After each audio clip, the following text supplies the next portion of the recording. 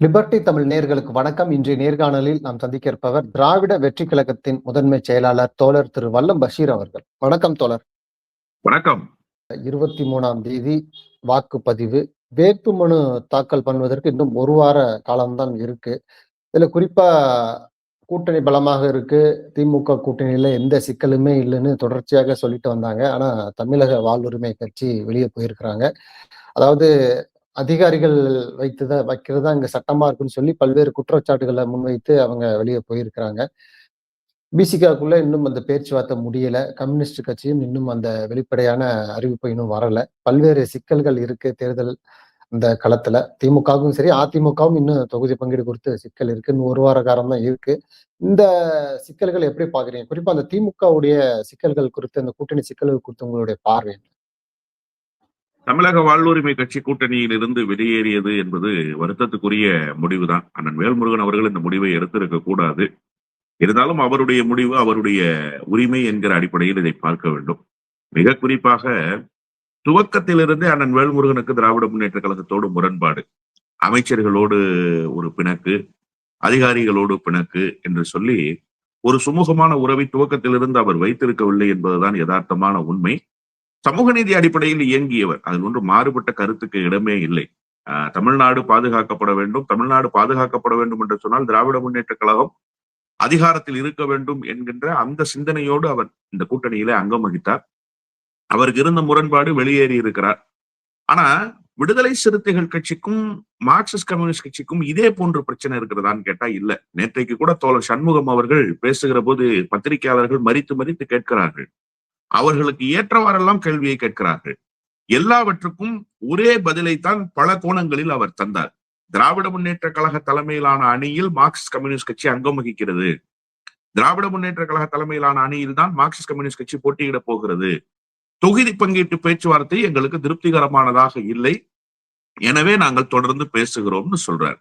அப்ப இதுல இருந்து நீங்க என்ன புரிஞ்சுக்கணும் அப்படின்னு சொன்னா, திமுக கூட்டணிக்குள்ள பிரச்சனை இல்லை, தொகுதி பங்கீட்டை பகிர்ந்து கொள்வதில் சில சிக்கல்கள் இருக்கு. அது இன்னும் ஓரிரு நாட்களுக்குள் சரி செய்யப்பட்டு விடும்.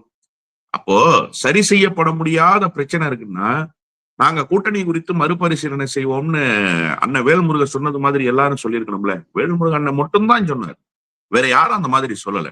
இன்னும் சொல்லணும்னு சொன்னா அண்ணன் திரும்ப இதை விட ஒருபடி மேல போய் தன்னுடைய தோழர்களுக்கு காணொலி வாயிலாக வேண்டுகோள் வச்சார்.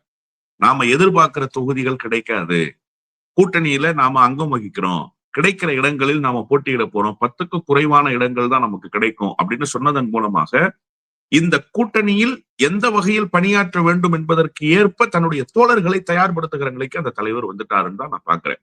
நமக்கு கேட்ட இடம் கிடைக்கல, அதனால நம்ம தொடர்ந்து பேச்சுவார்த்தை நடத்திக்கிட்டு இருக்கோம், இனி என்ன செய்ய போகிறோம் என்பதை காலம் தீர்மானிக்கும், நம்முடைய நிர்வாகிகளோடு நான் கலந்து பேசுறேன்னு சொல்லியிருந்தாருன்னா இந்த கூட்டணிக்குள்ள சலசலப்பான சூழல் இருக்குன்னு சொல்லலாம். ஆனா அவர் அப்படி சொல்லல. 10க்கு குறைவான தொகுதிகள் தான் நமக்கு கிடைக்கும், எனவே எல்லோருக்கும் சீட்டு கொடுக்க முடியாது, அதற்கேற்ப நாம் பணியாற்ற வேண்டும்னு அந்த தோழர்களை தயார்படுத்துற வேலையை செய்யறாரு. அப்ப இந்த கூட்டணியில் தான் அங்கம் வகிக்க போகிறோம் என்கிற மென்டல் சைக்காலஜியை அவர் உருவாக்குறாரு. இந்த கூட்டணிக்குள்ள எந்த சலசலப்பும் இல்லை, யாரும் வருத்தப்படாதீங்கிற அந்த ஒரு டோனுக்கு தோழர்களை கொண்டு வர்றாரு அப்படின்னு தான் நான் புரிஞ்சுக்கிறேன்.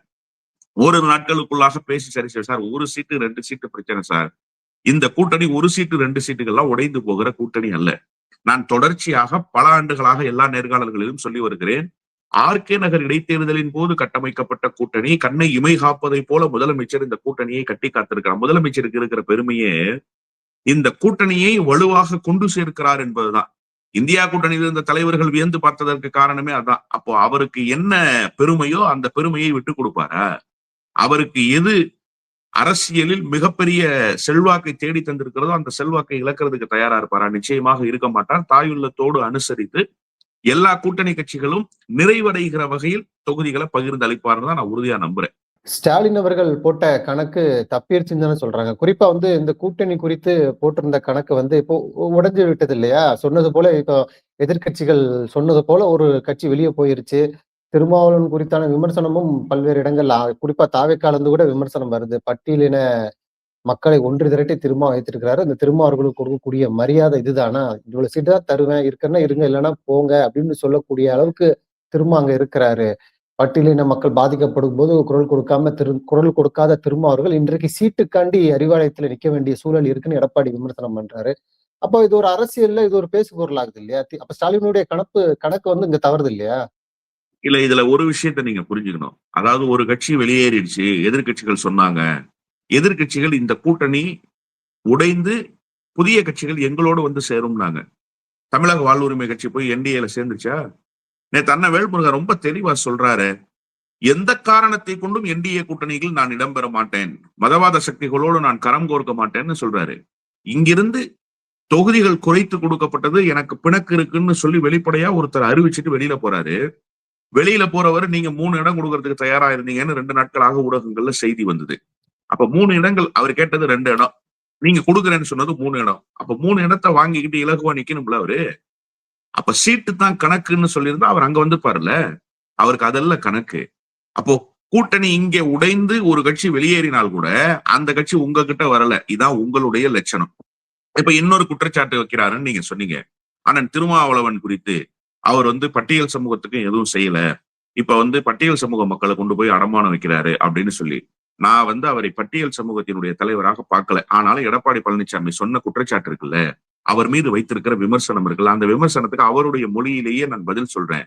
ஒடுக்கப்பட்ட தாழ்த்தப்பட்ட சமூகத்தினுடைய மக்களை அரசியல் வயப்படுத்தி அதற்கென்று ஒரு அரசியல் கட்சியை உருவாக்கி அந்த அரசியல் கட்சிக்கு அரசியல் அங்கீகாரத்தை பெற்று தந்த தலைவர் யார் சார்? இதே அண்ணன் திருமா தான் சார். அந்த அரசியல் அங்கீகாரத்தை வைத்து 2 நாடாளுமன்ற உறுப்பினர், நீங்க மறந்துடக்கூடாது, இன்னைக்கு மதிமுகவுக்கு கூட ஒரு நாடாளுமன்ற உறுப்பினர் தான்.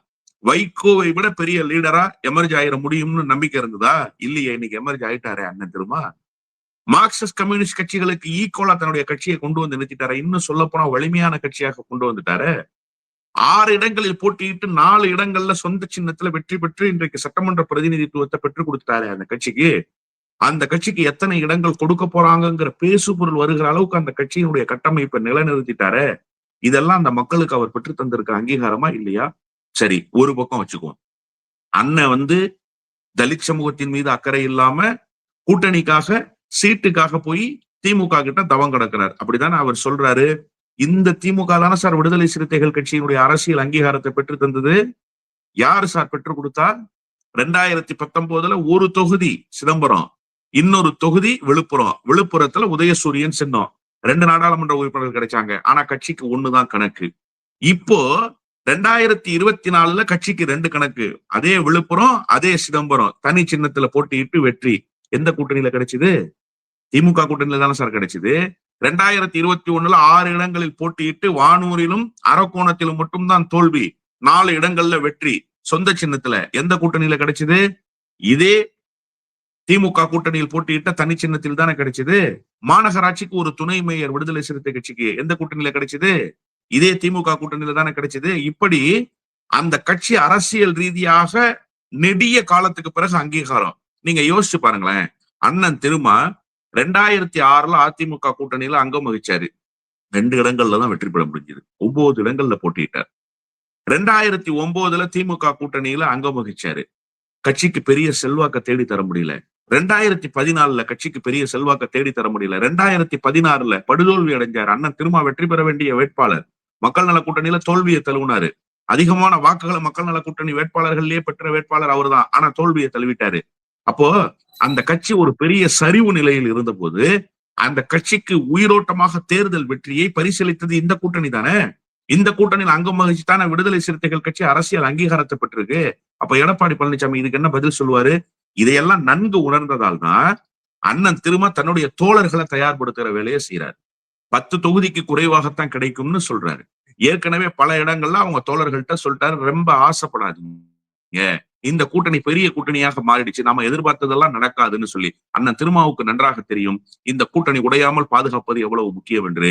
அதை விட அண்ணன் திருமாவை எப்படி வைத்துக் கொள்ள வேண்டும் என்கிற அந்த உள்ளக்கணக்கையில் இருக்கிற வெளிப்பாட்டை தேர்தல் நிலைப்பாட்டில் நிச்சயமாக முதலமைச்சர் வெளிப்படுத்துவாரு. எடப்பாடி பழனிசாமி முதல கண்ணீர் வடிக்க தேவையில்லை. ஆடு நனையுதுன்னு ஓனாய் அழுக வேண்டிய அவசியம் இல்லை. உங்க கூட்டணியில நீங்க டிடிவி தினகரனுக்கும் பாட்டாளி மக்கள் கட்சிக்கு எத்தனை இடம் ஒதுக்க போறீங்கிறத முடிவு பண்ணி பேசுங்க சார். நீங்களே டெல்லிக்கு போய்கிட்டு இருக்கீங்க கூட்டணி பேச்சுவார்த்தையை முடிவு பண்றதுக்கு. நீங்க தானே சார் கூட்டணிக்கு மேஜர் ரோல் பிளே பண்றீங்க. உங்ககிட்ட யாராவது வந்து பேச்சுவார்த்தை நடத்துறாங்களா? ஏசி சண்முகம் கூட நான் டெல்லியில பேச்சுவார்த்தை நடத்திக்கிறேங்கிற லட்சணத்துல இருக்கு உங்க கூட்டணி. நீங்க இந்த கூட்டணியை பார்த்து விமர்சனம் வைக்கிற இடத்துக்கு வந்துட்டீங்க. இல்ல குறிப்பா இப்ப திமுக, அதிமுக கட்சிகளை தவிர்த்து தாவேகா ஒரு முக்கிய பங்கு வகிக்கிறாங்க இந்த தேர்தல்ல. தொடர்ச்சியாக ஆட்சியை பிடிப்போம்னு சொல்றாங்க. ஆனா இப்போ கடைசி நாள்ல இப்ப புதுச்சேரியில நாளைக்கு வேட்புமனு தாக்கல் கடைசி நாள். இன்றைக்கு அறிவிச்சிருக்கிறாங்க வேட்பாளர்களை. அதே போல தமிழ்நாட்டிலும் அறிவிக்க போறாங்க. இதுல குறிப்பா வந்து ஒரு கருத்து கணிப்பு வந்திருக்கு. இந்த ஏஎன்எஸ் கருத்து கணிப்பு திமுக கூட்டணி 44%, 180 இடங்கள்ல வெற்றி பெறும். அதிமுக 38% அந்த அந்த சதவீதத்துல வாக்கு வரும். தாவேகாவுக்கு 9% தான் இருக்கு. அவங்க ஒரு மாய உலகத்துல வாழ்றாங்க. நகர்ப்புறங்கள்ல ஓரளவு இருக்கு. ஆனா கிராமப்புறங்கள்ல ஆளே இல்ல அப்படின்னு அந்த கருத்து கணிப்பு சொல்லுது. ஆனா தொடர்ச்சியாக விஜய் அவர்கள் பின்வாங்காம இப்ப வேட்பாளர்களை அறிவிக்கக்கூடிய இடத்துக்கு வந்துட்டாரு இல்லையா? அது எப்படி பாக்குறீங்க? இந்த கருத்து கணிப்பையும் சரி, தாவேகாவுடைய நிலைப்பாடு இப்போ உள்ள நிலைப்பாடையும் சரி நீங்க எப்படி பாக்குறீங்க? இல்ல, களச்சூழலை கருத்து கணிப்பு ஓரளவுக்கு பிரதிபலிச்சிருக்குன்னு தான் நான் பாக்குறேன். ஏன்னா நாம தொடக்கத்திலேயே லிபர்டி தமிழ்ல 6 மாசத்துக்கு முன்பு பேசுற போதே நான் சொன்னேன், அதிகபட்சமாக 8% வாக்குகளை விஜய் வாங்குவார். அந்த 8% வாக்குகளும் சீமான் இடமிருந்து இடம்பெயர்கிற வாக்கு. அந்த புதிய வாக்காளர்களாக இருக்காங்க இல்லையா, 18 வயது நிரம்பியவர்கள், அந்த வாக்கு அவர் பெறுவாரு. அதே போல கிராமப்புறங்கள்ல விஜய்க்கு பெரிய அளவுக்கு செல்வாக்கு இல்லை அப்படின்னு சொன்னேன். பொதுவாகவே இந்த நடிகர்கள் கட்சி ஆரம்பிச்சா, நேற்றைக்கு கூட ஒரு ஊடகவியலாளர்கிட்ட பேசும்போது என்ன செய்தி கிடைச்சது அப்படின்னு சொன்னா, நீங்க கமலஹாசன் கோயம்புத்தூர் மாதிரி எலை பகுதியில போய் நின்னாரு. ஒரு பெரிய கட்டமைப்பு இருக்கு இல்ல அப்படிங்கறதெல்லாம் தாண்டி நகர்ப்புறத்துல போய் சேர்றது ரொம்ப எளிதாக போய் சேர்ந்துருவாங்க. ஆனா கிராமப்புறங்கள்ல போய் சேர முடியாது. அப்போ நீங்க நகர்ப்புறத்துல நடிகர்களுக்கு இருக்கிற ஆதரவு கிராமப்புறத்துல இருக்காதுன்னு தான் புரிஞ்சுக்கணும். இப்ப கூட இன்னைக்கு இந்த கருத்து கணிப்புல என்ன சொல்றாங்கன்னா, கிராமப்புறங்கள்ல விஜய் கட்சி குறித்த எந்த விதமான செய்தியும் பேசு பொருளாகல அப்படின்னு சொல்றாங்க. இதுதான் யதார்த்தமான உண்மை. அதிகபட்சமாக 8% வாக்குகளை அவர் வாங்க போறாரு. அவருக்கு பெரிய ரோலே இந்த எலெக்ஷன்ல இருக்காது. இந்த எலெக்ஷன்ல ரோலே என்டிஏ அலையன்ஸுக்கும் திமுக தலைமையிலான அணிக்குமாகத்தான் இருக்க போகுதுங்கிறது தான் பிரதானமான செய்தி. ரொம்ப தெளிவாக கள யதார்த்தத்தை சொல்லியிருக்காங்க. ஆனா விஜய் கேண்டிடேட் போடுற நிலைமைக்கு வந்துட்டாரு இல்லையா, அவர் தேர்தல் வேலையை தொடங்கிட்டாருல்ல, இதை நீங்க எப்படி பாக்குறீங்க அப்படின்னா, அவர் தேர்தல் வேலையை துவங்கித்தான் ஆகணும். களத்துக்கு வந்துட்டாரு சார். இவ்வளவு நாளா ஏன் அவருக்கு ஒரு குழப்பமான மனநிலை இருந்தது? நீங்க சொன்னீங்கல்ல, புதுச்சேரியில கேண்டிடேட்ஸ் அனௌன்ஸ் பண்ணிட்டாருன்னு சொல்லி. புதுச்சேரியில என்ஆர் காங்கிரஸோட பேச்சுவார்த்தை நடத்தினாங்க. என்ஆர் காங்கிரஸோட பேச்சுவார்த்தை ஏன் தோல்வியை தழுவிச்சு? அங்க என்ன நடந்தது? அதே மாதிரி இங்க வேக்கன்ட் லேண்டா இருந்த சில கட்சிகள் இருக்காங்கல்ல, ராமதாஸ் சும்மா தானே இருந்தாரு. ஏன் ராமதாஸ் உங்க கூட்டணிக்குள்ள அகாமடேட் பண்ண முடியல? நீங்க வி சாலையில கூட்டத்துல என்ன பேசுனீங்க? மாநாடு நடத்தின கூட்டத்துல நம்மோடு வருகிறவர்களுக்கும் அதிகாரத்தை பகிர்ந்து கொடுக்கணும்னு பேசுனீங்களா இல்லையா? அதுல இருந்து டூல் எடுத்து தானே விசிகாவுக்குள்ள கழகம் போட்டினாரு ஆதவ அர்ஜுன். இன்னைக்கு அதே செய்தியை பேசிக்கிட்டே இருக்காரா இல்லையா? அப்ப நீங்க அதிகாரத்துல பங்கு தரேன்னு சொன்னதுக்கு பிறகு உங்களை நோக்கி யாருமே வரலையே, ஏன் வரல? அது குறித்து நீங்க சிந்திச்சீங்களா? அது குறித்த யோசனைக்கு நீங்க வந்தீங்களா? அப்புறம் ஏன் திடீர்னு ஒரு நாள் சிபிஐ கோர்ட்டுக்கு போறதுக்கு ஒரு நாள் முன்னாடி மாவட்ட செயலாளர்கள் ஆலோசனை கூட்டத்தை இணைய வழியாக நடத்தி கூட்டணி போலாமான்னு வேணாமான்னு கேட்டீங்க? நீங்க ஒரு கருத்தை கேட்க கூடாது. கேட்டுட்டா ஏகோபித்த கருத்துக்கு ஏற்ப முடிவெடுக்கலாம். அதான சார் ஜனநாயக மாண்பு. கிட்டத்தட்ட 113 118 சொல்றாங்க மாவட்ட செயலாளர்களுடைய எண்ணிக்கை, எனக்கு சரியா தெரியல. அதுல 86 பேர் கூட்டணிக்கு போவோம்னு சொன்னாங்க. அறுதி பெரும்பான்மை கூட்டணிக்கு போவோன்றது தானே. ஏன் கூட்டணிக்கு போகல? அப்ப எந்த இடத்துல நீங்க தடுமாறுனீங்க? ஏன் கூட்டணிக்கு போக முடியாம போச்சு? அது குறித்த நிலைப்பாடு என்ன? அதுல எங்க பிரச்சனை எழுந்தது? அது குறித்து நீங்க ஆய்வு பண்ணீங்களா? சரி, நீங்க வேட்பு மனு தாக்கல் செய்யறதுக்கு முன்பாக விருப்ப மனுன்னு ஒண்ணு, அந்த கான்செப்டுக்குள்ள வந்தீங்க. நீங்க சொன்னீங்க 10,000 பேர் ஒரே நாள்ல வாங்கிட்டு போயிட்டாங்க. விருப்ப மனுக்கு அப்ளிகேஷன் தான் வாங்கிட்டு போனாங்க. விருப்ப மனு திருப்பி கொண்டு வந்து கொடுத்தவங்க எத்தனை பேரு? அது ஏன் நீங்க இது வரைக்கும் வெளிப்படுத்தல? விருப்ப மனு கொடுத்தவர்களினுடைய செய்தி எங்காவது ஊடகங்கள்ல வந்திருக்கா? நீங்க பாத்தீங்களா? இப்ப திமுக அலுவலகம் அண்ணா அறிவாலயத்துல படையெடுத்து வந்தாங்க சார். லட்சக்கணக்கான பேர் வந்திருக்காங்க. அண்ணா அதிமுகவினுடைய அலுவலகத்துக்குள்ள ஆயிரக்கணக்கான பேர் வந்தாங்க. பெரிய எழுச்சி இல்லைனாலும் வந்து போறாங்க அந்த கட்சி அலுவலகத்துக்கு விருப்ப மனு கொடுக்கறதுக்கு. உங்க கட்சி அலுவலகத்துக்கு விருப்ப மனு கொடுக்கறவங்க எப்ப வந்து போனாங்க? எப்படி வந்து போனாங்க? அந்த கூட்டம் எப்படி இருந்துச்சு? ஏன் நீங்க இது வரைக்கும் வெளியிடல?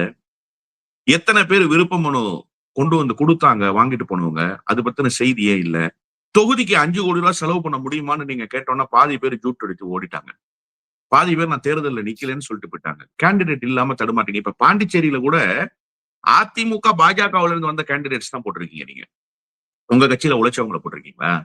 உங்க கட்சியில இருக்கிறவங்கள நீங்க போட்டிருக்கீங்களா? ஏன் இல்ல? அப்போ உங்கள்ட்ட கேண்டிடேட் இல்லைன்னு தான் அர்த்தம். போட்டியிட எல்லா யாரும் தயாரா கட்சிகளுமே இல்லைன்னு தான். எல்லா கட்சிகளுமே இப்போ செலவு செய்யக்கூடிய நபர்கள கேண்டிடேட்டா போடுறதுல முன்னுரிமை காட்டுறாங்க. அதேபோல இப்ப தாவேக்காவிலும் யார் அதிகமா செலவு பண்ணுவீங்கன்னு சொல்லி ஒரு ஃபில்டர் பண்ணி புசி ஆனந்த் குடுக்குறாரு. அத விஜய் வந்து செயல்படுத்துறாரு. அது எதார்த்தம் தானே அது. சார், அதாவது ரொம்ப தட்டையா அந்த விவாதத்துக்குள்ள போகக்கூடாது. எல்லா கட்சியும் செய்யறது தானே, எல்லா கட்சிக்குள்ளேயும் இது நடக்கிறது தானே அப்படின்னா, இங்க வந்து போட்டியிட 10,000 பேர் விருப்ப மனு வாங்கிட்டாங்க. அந்த 10,000 பேர்ல எத்தனை பேருக்கு நீங்க வாய்ப்பு கொடுத்தீங்க? நீங்க அப்படித்தானே சொன்னீங்க முதல் நாள் செய்தி. யார் இது கசிய விட்டது? 10,000 பேர் விருப்ப மனு வாங்கிட்டு போயிட்டாங்க. ஒரே நாளில் 10,000 மனுக்கள் விற்று தீர்ந்துருச்சு. சொன்னது யாரு? தாவேக்கா தரப்பு தானே சொன்னாங்க. அந்த 10,000 பேர்ல எத்தனை பேர் வந்தீங்கங்கிறது கேள்வி. இன்னொன்னு, அடையாள அரசியல் ரொம்ப முக்கியம் சார். ஒரு பெரிய இமேஜ், ஒரு பெரிய பணக்காரர், அரசியலில் பெரிய செல்வாக்கு பெற்றவர், அவர் ஒரு கட்சிக்கு வந்தா சீட்டு வாங்குறதுங்கிறது யதார்த்தமான நடவடிக்கை தான். அதுல ஒன்னும் விமர்சிப்பதற்கு ஒன்றும் இல்லை. ஆனா உங்க கட்சியில நிக்க தயாராக இல்லைன்னு ஒரு சூழல் வந்துச்சுல்ல, அதை எப்படி நீங்க எதிர்கொண்டீங்க? இப்ப திமுகவுல அப்படி சூழல் இருக்கா? அதிமுகவுல நான் நிக்க மாட்டேன்னு சொல்றாங்களா? இப்ப இந்த என்டிஏ அலைன்ஸ்குள்ள சிக்கல் வந்தோன்னா பல பேர் ஜெயிக்க முடியாதுன்னு நிக்க மாட்டேன்றாங்க. ஆனா அதிமுகவுக்குள்ள அப்படி ஒரு குரல் நான் நிக்க மாட்டோம் அப்படின்னு சொல்லிடுறாங்களா? கேண்டிடேட்ஸ் கிடைக்காம போதா? உங்களுக்கு என்ன நிலைமை? நிக்க மாட்டேன்னு சொல்லிட்டு போன செய்தி உண்டா இல்லையா? மாவட்ட செயலாளர்களே பல பேர் நிக்கலன்னு சொல்லிட்டு போயிட்டாங்களா இல்லையா? சொன்னாங்களா இல்லையா சார்? அதை நீங்க எப்படி எதிர்கொள்றீங்க? ஏன் இந்த நிலைமை வந்துச்சு கட்சிக்குள்ள? கட்சியில இருந்த எழுச்சி குறைஞ்சதுக்கு யார் சார் காரணம்? கட்சி எடுபடாம போனதுக்கு யார் காரணம்? கட்சியினுடைய நடவடிக்கைகள் நாளுக்கு நாள் நலிவடைந்ததுக்கு யார் காரணம்? இப்ப கூட விஜய் தேர்தல் பணியை துவங்கிட்டாரா? நேர்காணல் நடத்துனீங்களா? நேர்காணல்ல விஜய் வந்து உட்கார்ந்தாரா? என்ன கேள்வி கேட்டீங்க? என்ன சார் பேசுனீங்க? தேர்தலுக்கு என்ன சார் நீங்க தயார்படுத்துனீங்க? எதுவுமே இல்ல. சிபிஐ கோர்ட்டுக்கு போனீங்க, போயிட்டு வந்தீங்க, சிரித்த முகத்தோடு வந்தீங்கங்கிற அந்த செய்தி மட்டும்தான். அதன் பிறகு இப்போது வரைக்கும் செய்தி இல்ல, அறிவிப்புகள் வந்துகிட்டே இருக்கு. எலெக்ஷனும் அறிவிப்பாவே முடிஞ்சிருமா சார்? கேம்பெயின் இல்லையா? கேண்டிடேட் இன்ட்ரோடக்ஷன் இல்லையா? வேட்பாளர்கள் அறிமுகம் இல்லையா? இதே மாதிரி அறிவிப்போட முடிஞ்சிருமா? அப்ப வெறும் அறிவிப்பு தானா தேர்தல்? நீங்க மக்களிடத்துல வரவே மாட்டீங்களா? இந்த கேள்வி எல்லாம் இருக்குல்ல விஜய் கிட்ட. அப்ப இதுக்கு விஜய் பதில் சொல்வாரா? இதுல மொத்தத்துல என்னன்னா, பாரதிய ஜனதா கட்சி, அதிமுக இந்த 2 கட்சியில இருந்து வந்தவங்களுக்கு நாங்க இடம் கொடுப்போம். நீங்க என்ன மாற்றுங்கிற கேள்வி இருக்குல்ல. இப்ப நீங்க கூட கேட்டீங்கல்ல, எல்லா கட்சியும் செய்யறதானே, எல்லா கட்சியும் செய்யறத நீங்க செய்யறதுக்கு நீங்க எதுக்கு கட்சி? நீங்க புதுசு புதுசா செய்தி எல்லாம் சொன்னீங்களே சார். நீங்க புதுசா ஏதோ செய்ய போறதா சொன்னீங்களே மேடையில. அப்ப அதெல்லாம் ஒண்ணும் இல்ல. அதிமுகவும் திமுகவும் இதுகாரம் என்ன செஞ்சதோ அதை தான் நீங்க செய்றீங்கன்னா, அது அதிமுக திமுகவே செஞ்சுட்டு போட்டோம், நீங்க எதுக்குன்னு கேட்கிறேன். மக்கள் அந்த குரல்ல வெளிப்படுவாங்கல்ல. இப்போது அந்த இல்ல குரல் தான் விஜயிடம் நோக்கி எழுகிறது என்றுதான் நான் புரிந்து கொள்றேன். தேர்தல் செலவுக்காக தன்னுடைய சொத்துக்கள விக்கக்கூடிய இடத்துக்கு விஜய் வந்துட்டாரு. அது அது போன்ற விஷயங்கள் எதிரொலிக்கும் இல்லையா? அப்ப ஊழல் பண்ணி இல்ல, கொள்ளையடிச்ச இந்த 35 அரசியல்வாதிகள் கோடி செலவு ரூபாய்க்கு ஒரு பண்றாங்க. சொத்தை வித்துட்டாருன்னு சொன்னாங்களா தானே? ஆமா, 35 அண்ணா கோடிக்கு ஒரு நகர்ல. சொத்தை வித்திருக்காரு அண்ணா நகர்ல அப்படின்னு. உண்மையிலேயே இந்த செய்தியை பார்க்கிற நாட்டு மக்கள் புரிஞ்சுக்கிட்டோம். 35 கோடி ரூபாய் தான் 234 தொகுதிக்கு செலவாக போகுது. அந்த 34 கோடி விஜய் இந்த சொத்தை வித்து தான் கொடுக்க போறாரு இல்லையா? அப்படித்தானே கணக்கு? இது நாட்டு மக்கள் நம்புறபடி இருக்கா சார்? தேர்தலுக்கான அடிப்படை செலவுகளுக்கு இந்த 34 கோடி பயன்படுமா? என்ன மாதிரியான அரசியலுக்குள்ள வர்றாரு விஜய்னு எனக்கு புரியவே இல்லை. நீங்க நாட்டு மக்களை ஏமாத்துறீங்களா? இன்னைக்கு நாட்டு மக்களினுடைய மனநிலை எப்படி இருக்குன்னு கேட்டா, சீட்டு வாங்கிட்டு வர்றவங்க யாருங்கிறத பாக்குறாங்க. எந்த கட்சி எவ்வளவு செலவழிக்க போகுதுன்றத பாக்குறாங்க. எந்த கட்சி களத்துல என்ன வேலை செய்யுதுன்றத பாக்குறாங்க. இதெல்லாம் தெரியும் சார் நாட்டு மக்களுக்கு. அவங்களுக்கு ஓட்டு போடுறதுக்கு ஒரு மனநிலை இருக்கும். அதை தாண்டி பணம் கொடுக்கறத வாங்குறது ஒரு மனநிலை இருக்கு. அப்ப இதெல்லாம் பார்க்க மாட்டாங்களா? ஓட்டுக்கு ஒரு பக்கம் 500 ரூபாயும் 1000 ரூபாயும் கொடுத்துக்கிட்டு இருக்காங்க. இவங்க 34 கோடி இந்த சொத்தை வித்து தான் தேர்தல்ல செலவு பண்ண போறாங்கன்னா யாரை ஏமாத்துற வேலை? இது நாட்டு மக்களை முட்டாளாக்குற வேலை இல்லையா? அதுவும் தமிழ்நாட்டு வாக்காளர்கள் அவ்வளவு பைத்தியக்காரர்களாக விஜய் நினைச்சிட்டாரு. இதெல்லாம் ஒரு ஐவாஷ், கண் துடைப்பு. இந்த ஒரு கண் பிம்பம் துடைப்புலாம் உருவாகும் மக்களிடத்துல இல்லையா? எடுபடாது. ஒரு பிம்பம் உருவாகும்ல. தன்னுடைய சொத்த வித்துட்டு தேர்தல் பணிக்காக வராரு சார், அப்படின்னு ஒரு இதெல்லாம் ரொம்ப பிம்பம் பழைய உருவாகும். Trend sir.